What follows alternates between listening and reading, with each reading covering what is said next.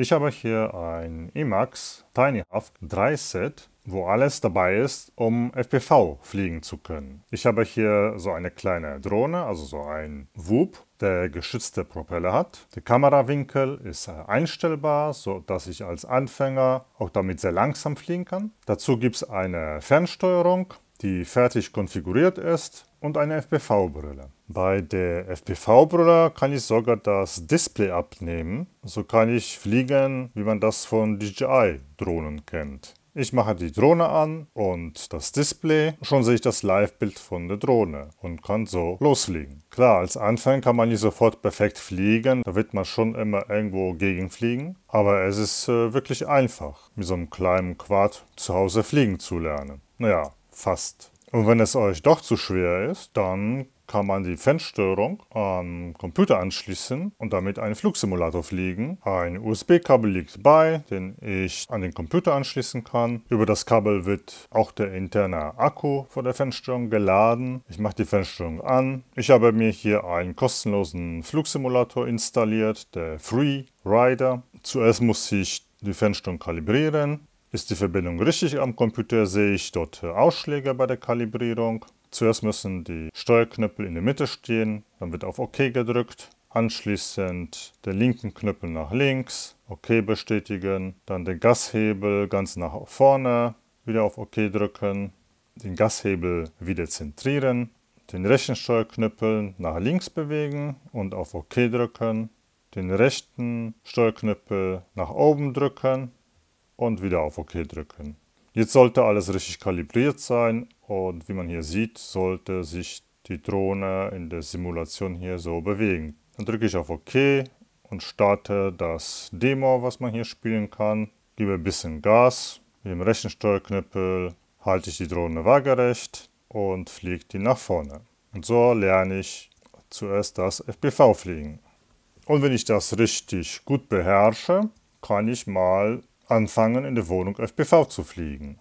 Dafür ziehe ich die Brille an oder ich benutze einfach den Monitor und kann so direkt in der Wohnung fliegen. Gerade jetzt, wo der Winter ist, kann man wunderbar mit dem FPV-Fliegen mit so einer kleinen Drohne beginnen. Die Drohne ist klein genug und nicht zu schwer und so lernst du sehr einfach in der Wohnung zu fliegen. Und wenn mal ein schönes Wetter ist, wie hier gerade ein sonniger Tag, kann man auch ganz schön den Quad draußen fliegen. Ich fliege den natürlich nicht mit dem Monitor, sondern über die FPV-Brille. Man sollte darauf achten, dass draußen nicht zu viel Wind ist, sonst ist das Fliegen sehr schwer. Der Quad ist besonders leicht und sehr anfällig, wenn es windig ist. Daher empfehle ich nur beim schönen Wetter zu fliegen. Draußen kann man mit dem 75 mm Quad sehr gut fliegen. Der Quad eignet sich sehr gut, um fliegen zu lernen. Ist nicht zu klein, aber auch nicht zu groß. Mit dem Propellerschutz traut man sich überall zu fliegen, ob in einem Park oder auf einem Parkplatz. Mit dem 1S-Akku mit 450 mAh fliegt man so circa 3,5 Minuten. Die FPV-Brille ist gut. Man könnte hier bessere Antennen verwenden. Man kann aber nicht als Brillenträger die FPV-Brille nutzen, da die Brille nicht reinpassen, was ja bei den meisten Kasten FPV-Brillen ist. Die Brille kann man maximal hier bis zu der letzten Stufe einstellen. Das ist soweit, kann man die rausziehen. Hier vorne ist der Einschaltknopf. Hier kommt eine SD-Karte rein. Und auf der anderen Seite habe ich hier über die Schaltfläche R die Möglichkeit, die Videoaufnahme zu starten. B ist für Bandwechsel und C ist für Kanalwechsel. Die FPV-Brille kann über ein USB-Kabel aufgeladen werden. Der Quad hat eine Runcam Nano 4 Kamera mit einem Videosender von 25 bis 200 mW. Hier oben ist der USB-Anschluss, um den Quad an Computer anzuschließen. Auf dem F4 Flugcontroller befindet sich Betaflight. Die Motoren sind leicht austauschbar, indem man hier die Stecker rausnimmt und dann kann man den Motor hier abschrauben. 4 Ersatzpropeller liegen bei. Es ist leider nur ein Akku dabei, also man sollte sich mehrere Akkus zulegen. Es funktionieren auch Akkus, die größer sind, maximal 850 mA, zum Beispiel hier so ein von von GNB. Der ist etwas länger und dicker. Da die Halterung hier aus Gummi ist, passt jeder Akku eigentlich hier drauf, den man hier fliegen kann. Aber das ist das Maximale, was man nehmen kann. Er fliegt deutlich besser mit einem 450 mAh Akku, weil der eben leichter ist. Mit dem 450 mAh Akku fliegt man um die 3,5 Minuten. Mit so einem 850 mAh Akku fliegt man schon um die 5 Minuten bei einem ruhigen Flug. Ich habe sogar hier einen Störkondensator, sodass ich keine Störungen durch die Motoren in dem Kamerabild habe, als auch beim Einschalten ich hier die Elektronik nicht überlaste.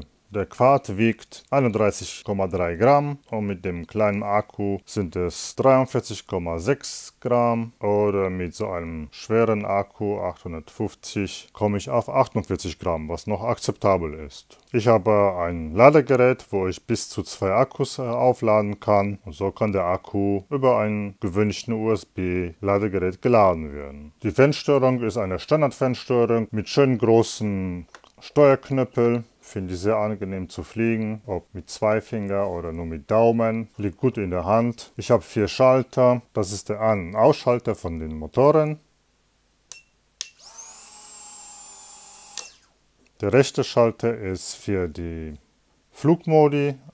Also ganz nach vorne ist der Anfängermodus, also stabilisiert, sodass der immer stabilisiert fliegt. Dann in der Mitte habe ich 360 Grad Modus, das heißt er fliegt stabilisiert, aber ich kann ihn trotzdem um 360 Grad drehen lassen. Dann habe ich den manuellen Modus, also den Acro-Modus, wo ich dann mit der FPV-Brille fliege, ganz manuell.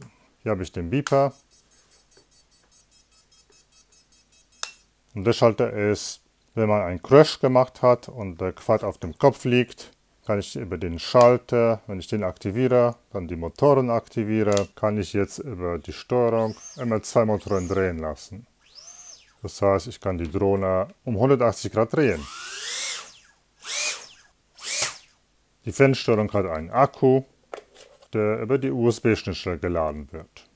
Die Fernsteuerung kann man auch mit anderen Drohnen nutzen, zum Beispiel hier mit so einem Happy Model Quad, der auch einen FrSky D8 Empfänger hat. Also das ist eine FrSky D8 Funke. Und zum Binden verwendet man die Tasten L4 Plus und R3 Minus, also die hier gleichzeitig.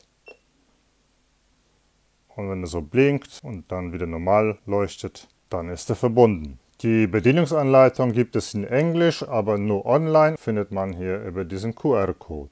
Und ich habe noch Ersatzschrauben dabei und sogar diese Gummibänder, falls diese irgendwann reißt, dann kann ich diese Gummibänder austauschen. Ein richtig guter Quad, wo es nichts auszusetzen gibt, geeignet für Anfänger als auch für Profis, die schnell fliegen. Der Quad ist gut eingestellt und den kann ich jedem FPV-Einsteiger empfehlen. Also viel Spaß beim Fliegen!